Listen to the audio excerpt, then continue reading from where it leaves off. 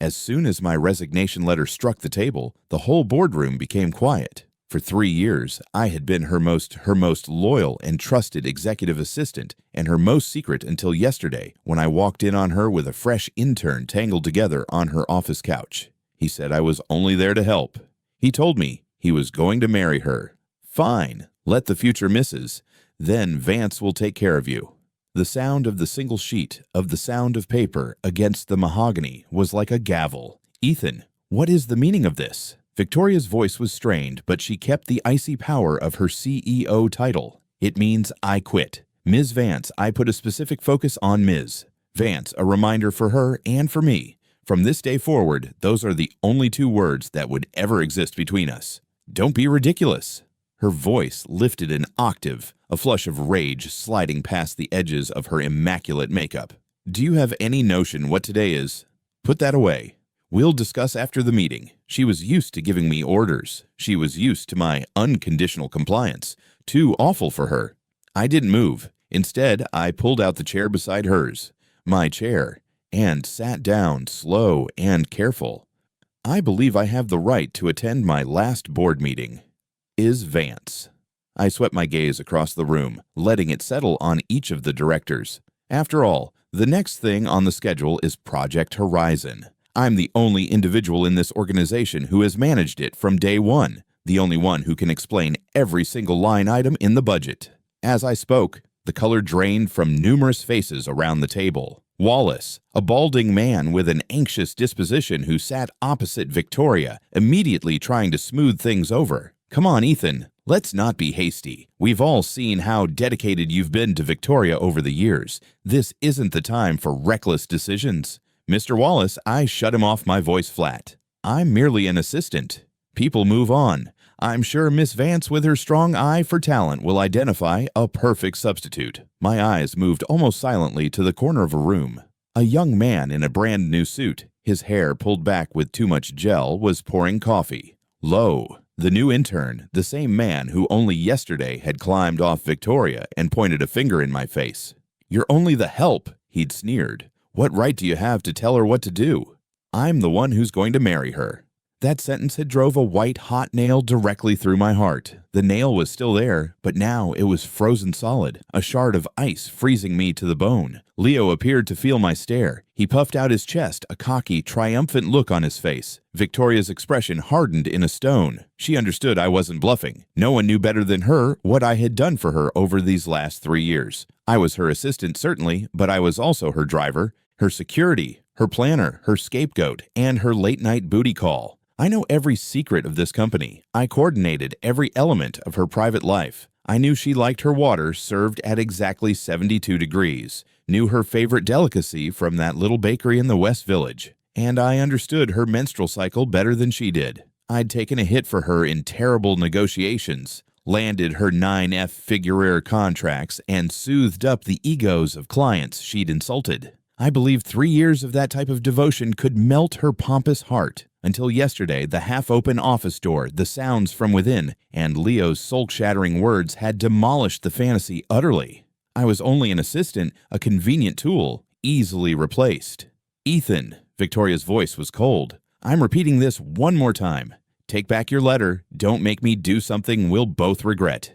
You're the one backing me into a corner, I said, meeting her stare without flinching. In the reflection of her cold, lovely eyes, I saw a version of myself I didn't recognize. Calm, detached, and deadly, causing me to bring out all those personal messes I've cleaned up for you during the last 3 years. I might set them out one by one for the board to discuss.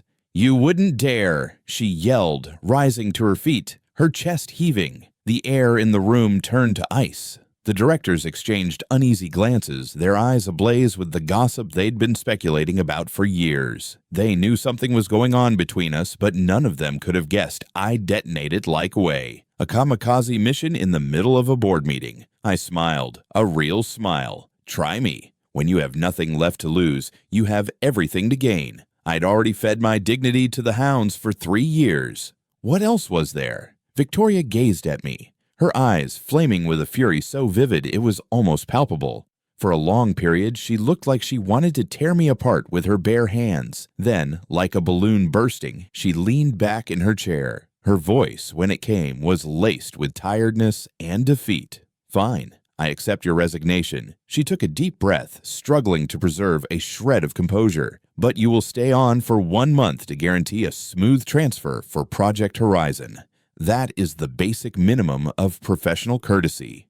"A month?" I scoffed. "Ms. Vance, you exaggerate my importance. I'm just an assistant, remember?" I stood and fixed the collar of my suit. "The transition will take 1 hour. All my work files are saved on a C disk in a folder neatly labeled Archive. As for everything else, the information I keep up here," I tap my temple, my eyes scanning the worried faces around the table. "I'm scared that goes obliterated the moment I walk out the door."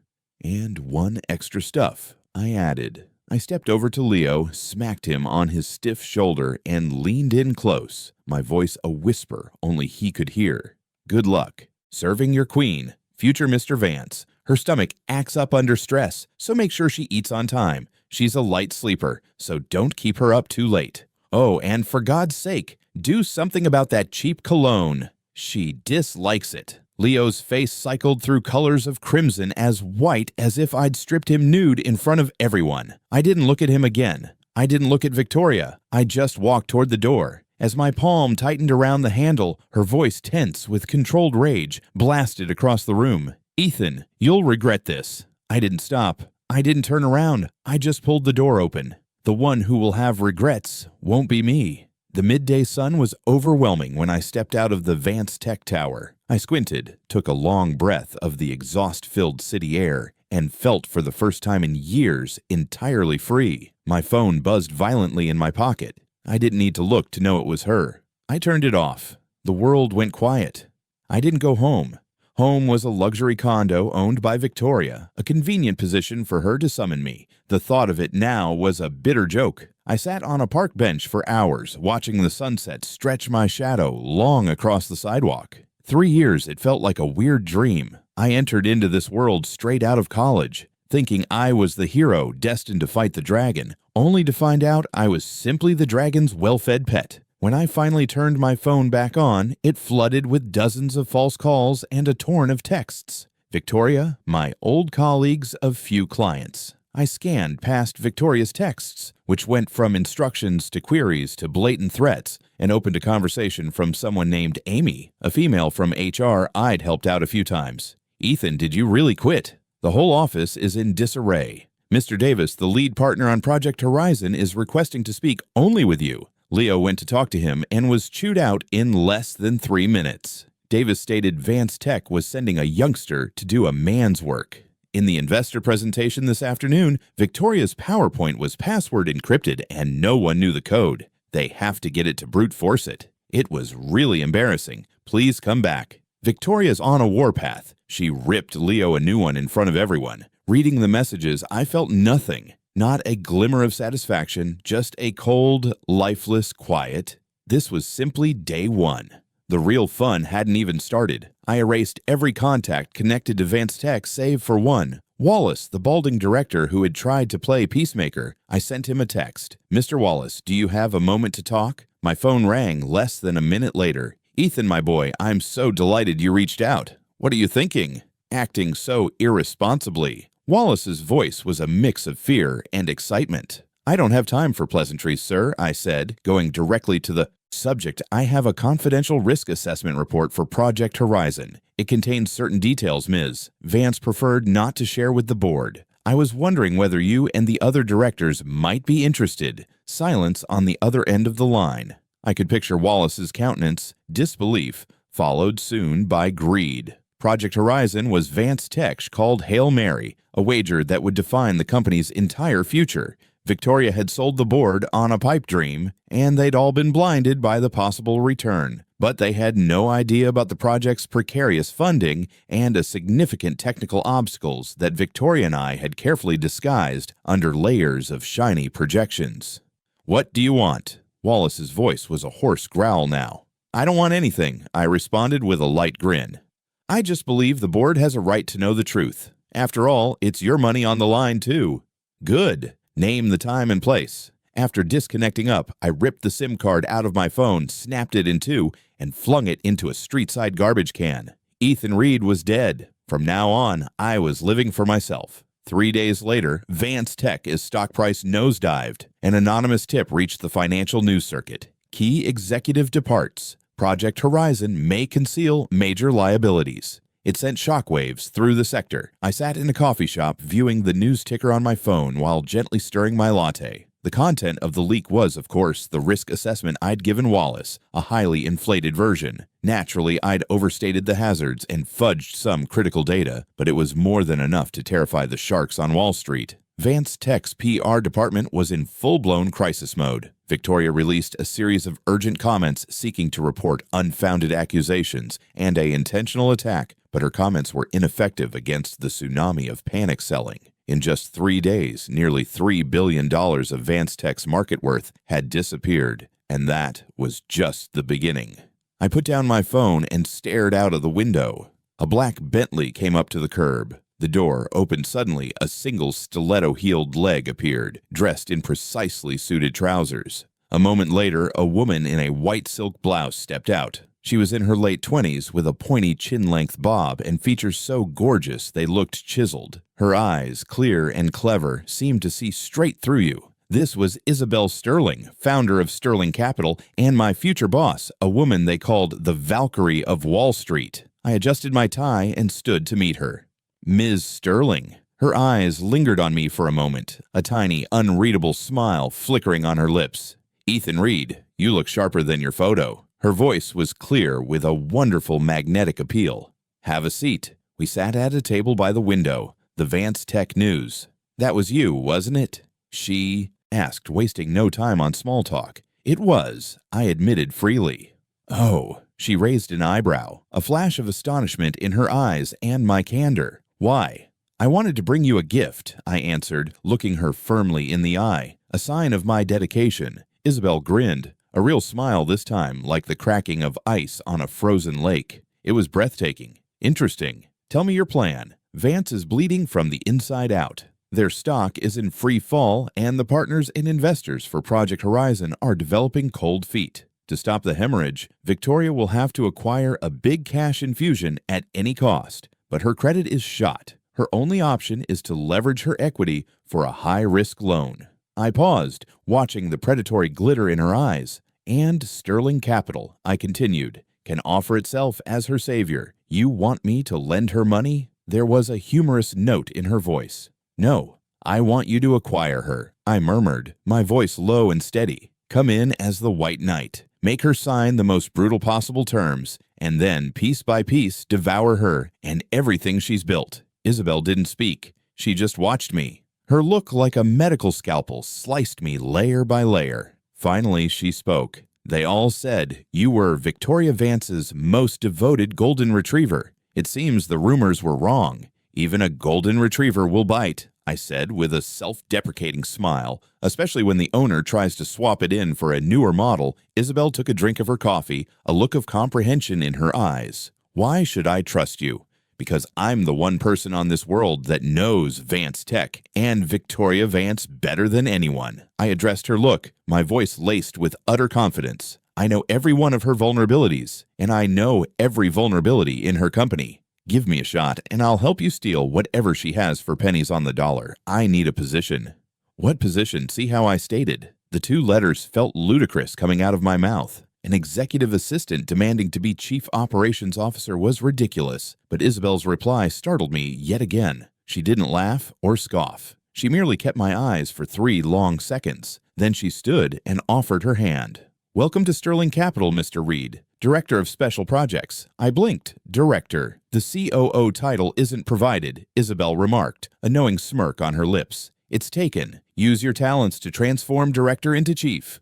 I'll be waiting. With that, she turned and walked away, her heels clicking decisively on the floor. Clean, efficient, no waste emotion. I watched her disappear through the door and clench my hands. Isabelle Sterling, you're a heck of a lot more intriguing than Victoria Vance. Our war has just begun. Victoria, are you ready? The news of my hire at Sterling Capital hit Vance Tech like a bomb. Quitting one day and joining Ed Direct. Competitor as a director the next. It was an open declaration of war, a betrayal years in the making. I got a new phone and a new number, but Victoria somehow managed to acquire it. When I answered, I could hear her raspy, agitated breathing on the other end. "Ethan Reed, you son of a—" Her voice was strident. "I really underestimated you. You had this lined up the whole time, didn't you? All 3 years simply an act. Congratulations, Ms. Vance, you finally caught on," I said calmly. I was resting against the floor-to-ceiling window of my new office at Sterling Capital, observing the traffic crawl far below. My tone was as casual as if we were talking the weather. "Why would you do this? What did I ever do to you that was so wrong?" Her voice trembled, a tremor of wrath and astonishment. "What did you do?" I gave out a short, piercing laugh. "Your memory is awful. Do you need me to remind you how you pushed me in front of that unscrupulous investor to take the fall when a deal went south? Do you need me to remind you how I spent 3 days at the hospital when your father was sick, while you were at some pointless gala? Do you need me to remind you what you were doing yesterday with that intern Leo on the couch I picked out for your office?" With every while I talked, her respiration grew more frenzied. By the end, she was mute. "Ethan." After a long wait, her voice returned, stripped of its wrath, now filled with a sad kind of pleading. "Come back. I was mistaken. I fired Leo.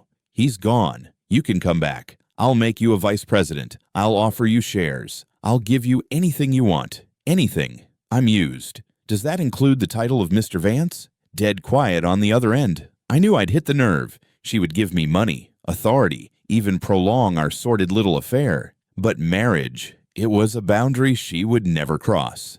In her world, Ethan Reed, with my middle-class upbringing and lack of connections, would never be worthy of the famous Victoria Vance, heirs to a dynasty. Probably not," I remarked with a sigh of profound disappointment. "Then we have nothing left to talk about. Ms. Vance, I'll see you on the battlefield." "Ethan, don't you dare!" she shouted, her voice turning hysterical. "You think you're safe with Sterling Capital? I will ruin you. I will make sure you never work in this city again. I'll be waiting." I uttered the words quietly and hung up the phone. The sun was beaming outside, but for the first time, I felt the block of ice Victoria had placed in my chest starting to melt, replaced by the white-hot flame of revenge. There came a knock on my door. Isabelle's helper popped her head in. "Mr. Reed, Ms. Sterling would like to see you in her office." I composed myself and walked to the corner office on the top floor, the throne room. Isabelle was reviewing a document. When I arrived, she indicated to the sofa across from her desk. "Victoria phoned you. News travels fast. At least a third of the personnel at Vance Tech are trying to jump ship to us," she continued, putting down the document and taking up her coffee, "including her executive secretary. Of course, that's how power works. When a ship goes down, the rats are the first to leave." "What did she say?" Isabelle asked, a spark of amusement in her eyes. "The usual threats and bribes." "She didn't plead." "She did." "And what did you say?" I assured her I'd see her on the battlefield. A delighted smile flashed across Isabelle's face. "Good." She stood and proceeded to the large window overlooking the financial area. "The Vance Tech board is in chaos. Wallace and his faction are staging a coup. They're demanding Victoria either produce a viable recovery plan or step down as chairwoman." "She won't go down without a fight," I remarked firmly. "Of course not," Isabelle replied, turning to face me, her eyes gleaming. Her only lifeline is to acquire a big investment, push Project Horizon forward at all costs, and utilize the results to shut everyone up. And for now, we are the only firm on the market ready to touch that tragedy. She'll come to you." "I know." Isabelle moved toward me, a subtle, delightful aroma drifting from her. "Which is why, Ethan, it's your time to perform." She stretched out and softly caressed my cheek, her chilly fingertips sending a shock through me. "Victoria is an immensely proud woman. She won't lower herself to beg me, but she will beg you." Isabelle's eyes held a sinister, intriguing spark, because in her perspective, you're still the assistant she can manipulate. She'll come to you, plead with you, and maybe even try to seduce you. My breath caught in my throat. "Ms. Sterling, you mean?" "I want you to meet with her." Her hands follow the line of my jaw, her voice imparting an implicit order. "Make her believe you still have feelings for her. Make her believe that if she pays the proper amount, you'll convince me to save her."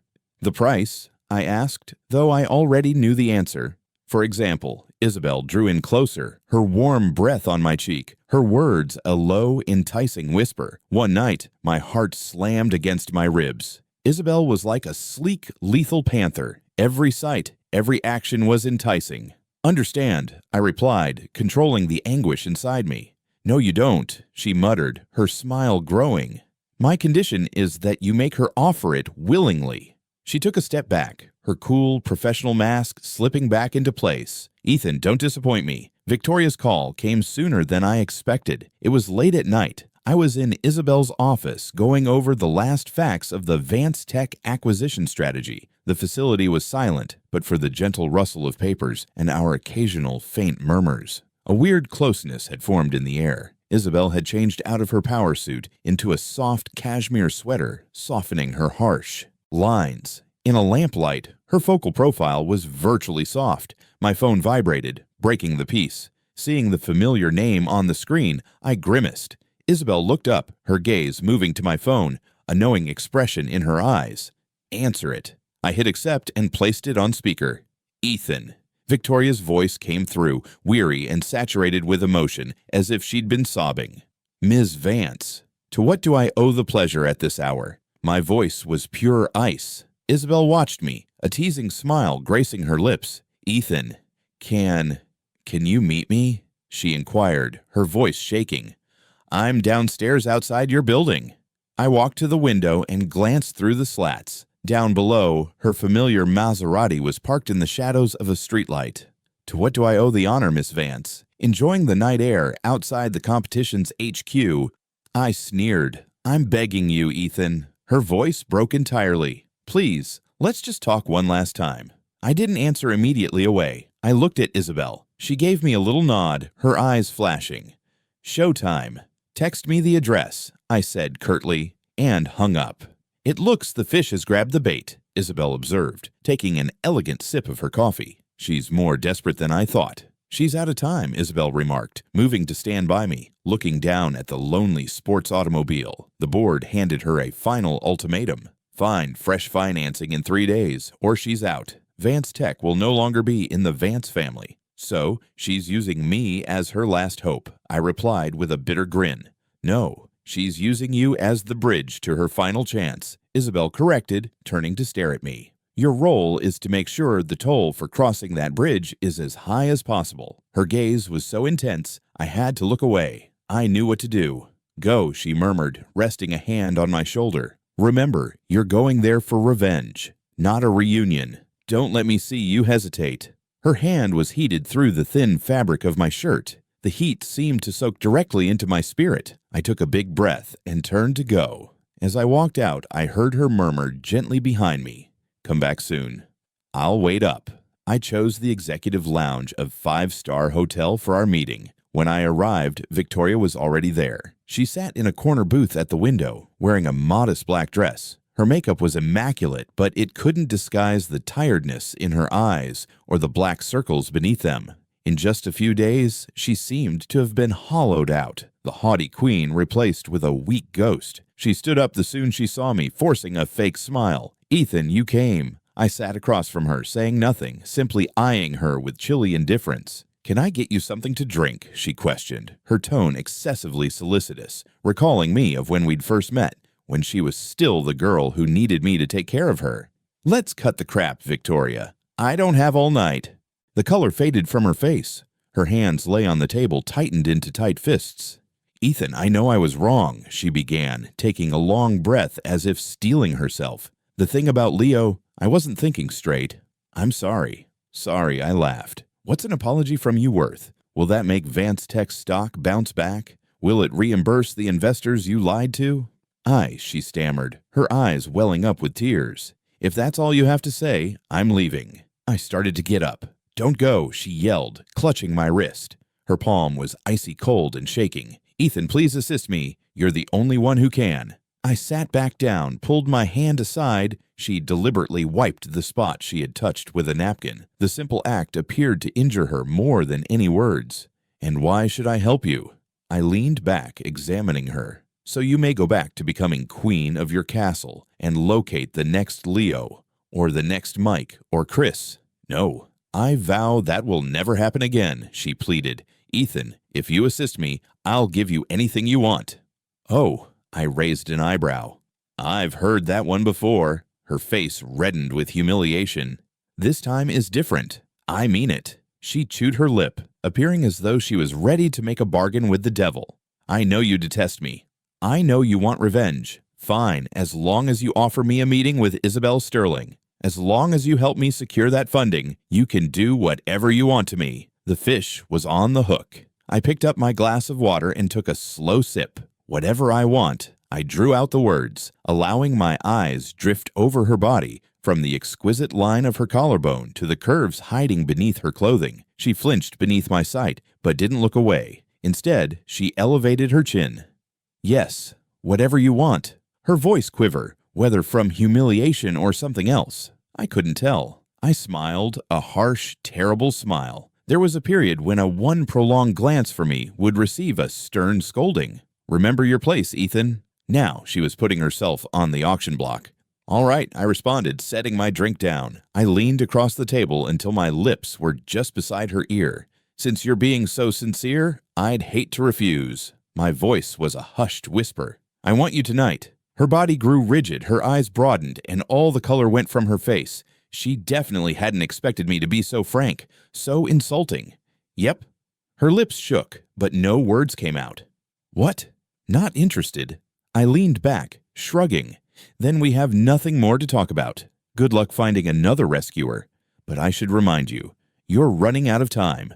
I observed the whirlwind of emotions on her face. Astonishment, humiliation, despair, and eventually a lifeless, empty resignation. I realized she had no other alternative. Fine. The word was squeezed out between her teeth as if it required every last ounce of her might.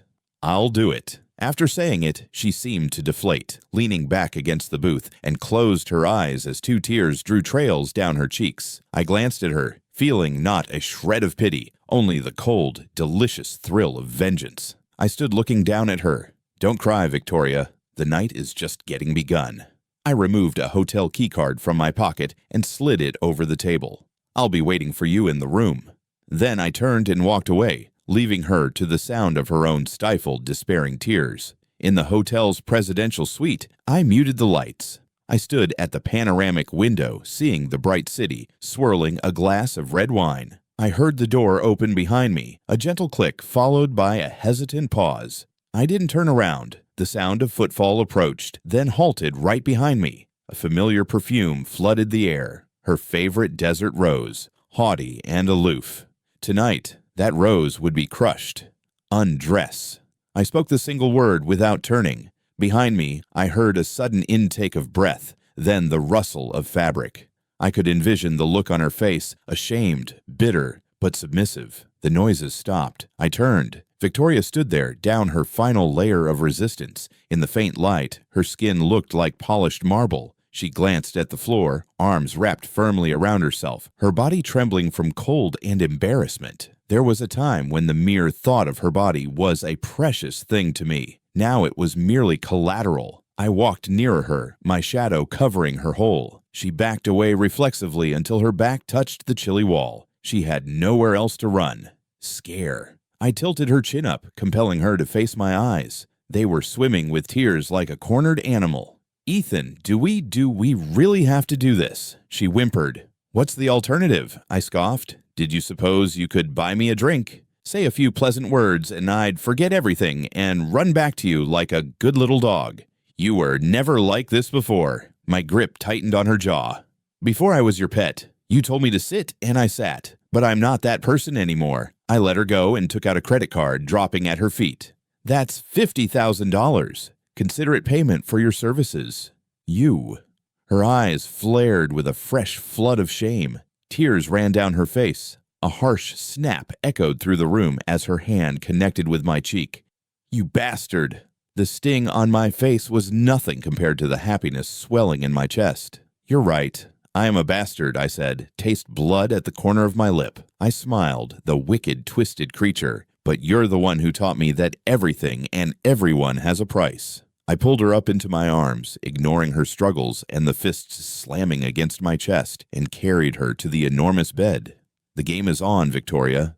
I hope you give a performance worth 50 grand. The first rays of morning pierced through a gap in the curtains. I was already awake, dressed, and seated on the sofa, watching the woman remained asleep on a bed. She was curled into a ball, hair splayed across the pillow, tear traces still visible on her cheeks. She looked delicate, broken. Last night had been a terrible mockery of intimacy. There was no pleasure in it for me, simply the terrible satisfaction of removing a goddess from her pedestal and grinding her into the mud. Her phone chimed on the bedside, waking her awake. She opened her eyes, saw me, and her face suddenly hardened with shame and anger. She took the phone, and when she saw the caller, ID, her face went white. It was Wallace. She answered, her voice a raspy croak. Wallace, Victoria, where the hell are you?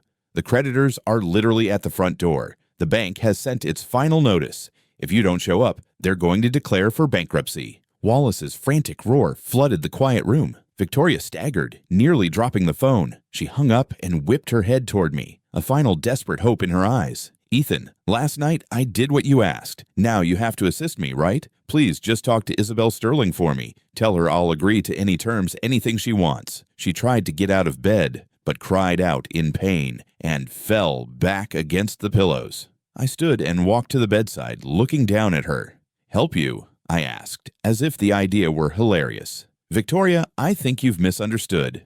Her expression froze. Last night, I said if you stayed with me, I would consider helping you. I calmly adjusted my cufflinks, my voice devoid of any emotion. Well, I've considered it. I'm not helping. Those 3 words hit her like bullets. She stared at me, her eyes wide with disbelief. Why? She whispered, her voice trembling on the point of panic. No reason, I murmured. I leaned down close to her ear and gave the final deadly blow. Oh, and I forgot to mention Leo. I was the one who nominated him for the internship. I just wanted to know what the difference was in your eyes between me and a piece of garbage like him, and now I know there is no difference. The light in Victoria's eyes went out. All of it. Her pupils were simply empty black holes. Yep. She opened her mouth, but no sound came out. A sudden violent cough racked her body, and a spray of blood erupted from her lips, staining the white sheets scarlet. I straightened up, watching coolly as her body became limp like a flower with a severed stem. Enjoy the consequences of your own deeds, Victoria. I took a handkerchief from my pocket, cleaned my hands of imagined dust, and hurled it onto her face. Then I turned and went out of the room without a second glance. As the door clicked shut behind me, I thought I could hear the sound of a woman's entire world falling. I headed directly to the office. The city was just beginning to wake when I walked through the doors of Sterling Capital. A light was on in Isabelle's office. I pushed the door open to find her asleep on the sofa, a small blanket wrapped over her. She opened her eyes the instant I entered, her gaze keen and clear. You're back, she said, sitting up. Yeah. Is it done? She asked, getting out to pour me a cup of hot water. It's done. I accepted the cup, the warmth flowing into my hands, chasing away the morning frost and the last of the gloom in my spirit. Isabelle didn't ask for details. She only nodded. Good. The Vance Tech board is having an emergency meeting at 9 a.m. to examine liquidation, she added, opening her laptop. Our squad is ready. The instant they vote, we move. And, Victoria. I hesitated. A frigid smirk tinged Isabelle's lips. The hotel phoned an ambulance an hour ago. Acute stress-induced bleeding and a full mental breakdown. She's in a hospital bed right now. You work fast. There isn't much that happens in this city that I don't know about, she stated with an air of total authority. She opened up numerous documents on her laptop and turned it toward me. These are our 3 purchase plans. Plan A is the most aggressive, B is the safest, and C is a hybrid. Take a look. I want your view. I instantly went into work mode, analyzing the files. Her crew was amazing. Every scenario was thoroughly planned. Plan A, I said without hesitation. Plan A. It was a blitzkrieg. Purchase all of Vance's prized assets, patents, key personnel, client lists at a rock-low price while leaving the empty corporate shell to grapple with a mountain of debt and lawsuits. It was a corporate assassination. Your reasoning, Isabelle, watch me. It's swift, precise, and harsh. I remarked. Vance Tech is a wounded animal. We can't give it a chance to recuperate. The longer we wait, the more variables come into play. Besides, I hesitated, a cold glint in my eye. I want Victoria to be conscious enough to watch the empire she established be destroyed and sold for parts in a single afternoon. A look of admiration crossed Isabelle's face. I like it. Vicious. She pressed a button on her intercom. Tell Legal and Acquisitions were commencing Plan A. Immediately after she hung up, she rose and walked over to me. Congratulations, Ethan, you got your retribution. This is simply the start step, I murmured, catching her eyes. I desire more than simply her company. Oh, and what's that? I want her to be ruined entirely and completely. A ghost in the industry she formerly governed. Isabelle smiled. She stretched out, hooked a finger my tie, and softly pulled me closer till I could smell the clean perfume of her hair. Your ambition is bigger than I thought, she muttered. I like that too. And then she kissed me. Her lips were chilly and gentle, tasting faintly of coffee. It was brief, a tiny pressure, but it sent a jolt straight through my heart. I was stunned. She stepped back, her cool composure returning so fast I almost thought I'd dreamed it. Only the tiny redness on the tops of her ears betrayed her.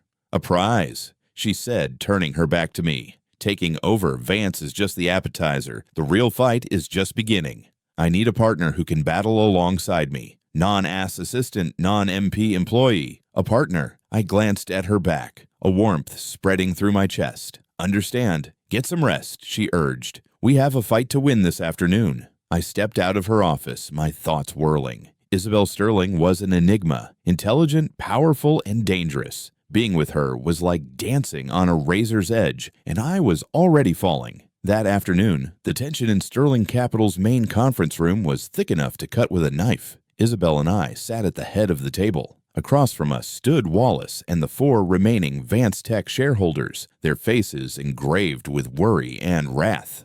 Ms. Sterling, Mr. Reed, Wallace began, rubbing his hands together with a sycophantic smile. We admit Vance Tech is suffering a few obstacles, but the company's basis is robust. Project Horizon still has potential. Your offer seems a bit low, don't you think? I slid a file across the table. Mr. Wallace, below is Vance Tech's latest financial statement. Total debt, $3.2 billion, 1.7 of which is in high interest. Short-term loans due within the week. Your cash flow is non-existent. Your corporate accounts have less than $3 million combined. Furthermore, I continued, we've been notified that your major supplier, Omniore, has successfully filed a move to freeze all of Vance Tech's patents and real estate assets. And, finally, almost half of your core engineering team has already submitted their resumes to us. With every point, Wallace grew paler. By the end, his face was a mottled purple. That's impossible, he stammered. It's time to face reality, I said, leaning back. Vance Tech is an empty shell. Our offer of $1 billion for your quality assets is frankly generous. $1 billion, another shareholder shrieked. You want to buy a $10 billion company for $1 billion? This is highway robbery. Isabelle nonchalantly lifted her teacup without even attempting to gaze at him. This isn't robbery, she continued, her voice calm but ringing with authority. This is charity. You are of course free to decline our offer and proceed with bankruptcy liquidation, at which point you won't get 10 cents, let alone $1 billion or perhaps, she said, a sneer playing across her lips. You'd rather to wait for Ms. Vance to lead you to triumph from her hospital bed. Silence. Everyone knew Victoria was finished. Sweat beaded on Wallace's forehead. He looked at his beaten comrades, then picked up the pen. With a trembling hand, he signed the acquisition agreement. One by one, the others followed. In less than 10 minutes, it was done. The corporation, once known as Vance Tech, was officially history. Isabelle stood. Gentlemen, it's been a joy. Welcome to Sterling Capital. The former director's forced agony grins, shook her hand, and shuffled out of the room like beaten soldiers. The moment the door closed, Isabelle turned and flung her arms around me in a tight hug. We did it. Her body was pressed against mine, her warm breath tickling my ear. In that instant, all the plotting, all the animosity faded away. All I wanted was to hold her. Ahem. An uncomfortable cough came from the doorway. We sprang apart. Isabelle's helper was standing there looking ashamed. Ms. Sterling, Mr. Reed, Victoria Vance is here. She insists on seeing you. Isabelle and I exchanged a look. Send her in, Isabelle murmured, adjusting her jacket. A moment later, the door opened and Victoria walked in. She was still in a hospital robe, her face ashen, her hair a mess. She looked like a ghost. Her eyes filled with a vicious loathing focused into me.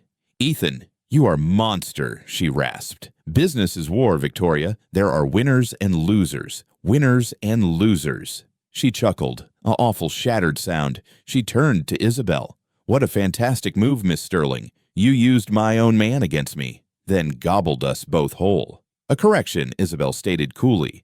"First, he was never your man. And second, I didn't utilize him. We are partners." "Partners." Victoria yelled with joy, tears flowing down her face. "Did you hear that, Ethan? She called you a partner. You, who wasn't even fit to shine my shoes."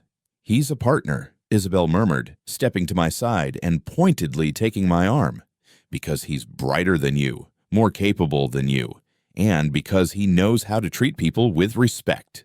Do you know why you lost, Victoria? You lost because of your hubris. You felt the entire world revolved around you. You took Ethan's faithfulness for granted and treated his love like dirt under your shoe.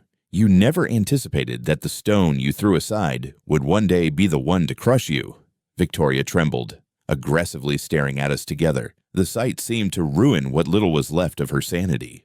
"No, you're lying," she murmured. "Ethan, tell me she's lying. You still love me. This is all just a game to punish me, right?" She stumbled toward me, reaching out. I took a step back out of her reach, my countenance unreadable. "I told you, Victoria, the one with regrets wouldn't be me." I turned with Isabelle on my arm and passed by her without another glance. At the door, I halted. "Oh, by the way," I said, not looking back, "that high-interest loan you took out against your equity, the corporation that bears the debt, was just acquired by Sterling Capital. The complete money is due tomorrow. Good luck." Behind me, I heard a final lonesome scream, followed by the hard thump of a body hitting the floor. I knew then that Victoria Vance was well and truly finished. Her end was even worse than I could have anticipated. The loan sharks took what little she had left. The former Queen of Tech was left with nothing. To make matters worse, a forensic investigation of Vance Tech's books found substantial fraud. Documents she had forged in her final desperate attempt to acquire finance. The charges were federal. She was looking a long time in prison. As for Leo, her intended spouse, he had left the day the company failed, taking with him her last bit of cash. Someone noticed him a few months later in a nightclub in Miami, attached to a new, older, and wealthier woman. Isabelle's aide fed me these updates. I would merely nod, feeling nothing. My universe suddenly had place for only one person. Isabelle, after absorbing Vance Tech, Sterling Capital expanded at a blazing rate. Isabelle and I were in the trenches together every day, in meetings, on calls, scheming late into the night. It was exhausting, but for the first time in my life, I felt fully alive since I wasn't alone. She was there offering me coffee when I was fading, calming me with a single look during a tense negotiation, standing beside me as we peered out over the city lights, pondering our next move. Our partnership deepened into something more. The barrier between colleagues and confidants blurred, then disappeared altogether. We were circling something intimate and real, and we both knew it was only a matter of time. It happened on a Friday night, after we closed the biggest deal of our careers. Isabelle offered we celebrate at her apartment. It was a spectacular penthouse duplex, a tribute to her taste, minimalist, bold, and elegant. The view of the city was breathtaking. While the team celebrated downstairs, Isabelle and I took our glasses of champagne up to the rooftop terrace. The cool night air felt lovely on my skin. "Ethan," she said silently, looking out at the infinite lights. "Thank you for what?" "For arriving into my life," she murmured, turning to face me. Her eyes shined brightly than any star in the sky.